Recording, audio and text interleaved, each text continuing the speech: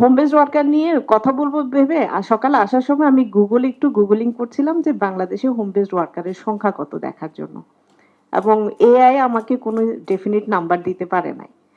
তার মানে হলো যে আসলে আমাদের প্রপার ডকুমেন্টেশনই নাই যে আমাদের আসলে কত গার্মেন্টসে কত হোম বেসড ওয়ার্কার আছে। হয়তো আর গার্মেন্টসে কত ওয়ার্কার আছে ফ্যাক্টরি সেট আপে সেটার নাম্বার আছে, কিন্তু হোম বেসড ইনভিজিবল হ্যান্ড হিসেবে যারা আছেন তারা কতজন আছেন সেই নাম্বারটা নাই। আর যখন সংখ্যা কত আমরা জানি না তখন আমরা তো পরিকল্পনা করি সংখ্যাগুলোকে কেন্দ্র করেই। যখন আমি জানি না সংখ্যা কত তাহলে তাদেরকে নিয়ে পরিকল্পনার জায়গাটা তো আর থাকে না। যেমন সুলতান ভাই আমাদের একটা ভুলের জায়গাটা ক্ল্যারিফাই করলেন যে আসলে লেবার লতে আছে, কিন্তু সেটার রাইট এক্সপ্লেনেশন আসলে আমাদের হয় নাই দেখে আমরা মনে করি যেটা লেবার লয়ের বাইরে আছে, এবং লেবার লয়ের বাইরে আছে দেখে আমরা লেবার ল ইনক্লুশনের কথা বলি। আপা তখন রাইটলি বললেন যে লেবার ল আসলে ইনক্লুশনের চাইতে জরুরি যেটা আসলে লেবার লয়ের ইমপ্লিমেন্টেশন। তো যদি ওনাদেরকে নিয়ে প্ল্যান করতে হয় তাহলে সেই ক্ষেত্রে আসলে একটা সঠিক ডেটাবেস দরকার, স্ট্যাটিস্টিক্সে ওনাদের নাম্বারটা আসা দরকার যে কতজন হোম বেসড ওয়ার্কার আরএমজি সেক্টরে কাজ করছেন। সেইখানে একই সাথে এটার সাথে রিকগনিশনের জায়গাটাও জরুরি। প্রথমত হলো যে আমরা যখন আরএমজি ওয়ার্কারের কথা বলি আমাদের বেশিরভাগ ইন্টারভেনশন বেশিরভাগ কথাবার্তা আরএমজি ফ্যাক্টরি সেট আপে যারা আছেন তাদেরকে নিয়ে হয়, সেটাও খুবই জরুরি, সেটাও যৌক্তিক।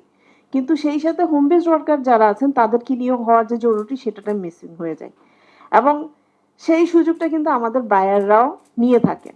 বায়াররা যখন নেন ওনারা যখন সোর্সিং এর কথা বলেন ওনারা কিন্তু আসলে ফ্যাক্টরি সেট আপে যে যারা আছেন সেই সোর্সিংটাকে রেকগনাইজ করেন, কিন্তু এখানে যে ইনভিজিবল যারা আছেন তাদের কিন্তু রেকগনিশনটা হয় না, এবং এই রিকগনিশনটা কিন্তু সেই জায়গা থেকেও জরুরি, এবং তাদেরকেও অ্যাকাউন্টেবল করা জরুরি যে তাদের কাপড় যে সোর্স হচ্ছে সেটা এথিক্যাল সোর্সিং হচ্ছে কিনা, যে ওয়ার্কার বানাচ্ছেন তিনি আসলে তার ন্যায্য অধিকারটা পাচ্ছেন কিনা, তার একটা সুষ্ঠু কাজের পরিবেশ পাচ্ছেন কিনা, তার দাবি দেওয়া তার অধিকার সংরক্ষিত হচ্ছে কিনা, সে নিরাপদ একটা জায়গা পাচ্ছেন কিনা সেই জিনিসগুলো কিন্তু নিশ্চিত হয় না। তো এটা একটা শুভঙ্করের ফাঁকির মতো থেকে যায়, যার জন্য আসলে যে ডেটাবেস যে কেন জরুরি এই কারণেই জরুরি যাতে আমরা বায়ারদেরকেও বলতে পারি যে তোমার সাপ্লাই চেইনে তো শুধুমাত্র ফ্যাক্টরির এই এত সংখ্যক ওয়ার্কার হোম বেসড আছে যারা তোমার আসলে এই সাপ্লাই চেইনে কন্ট্রিবিউট করে।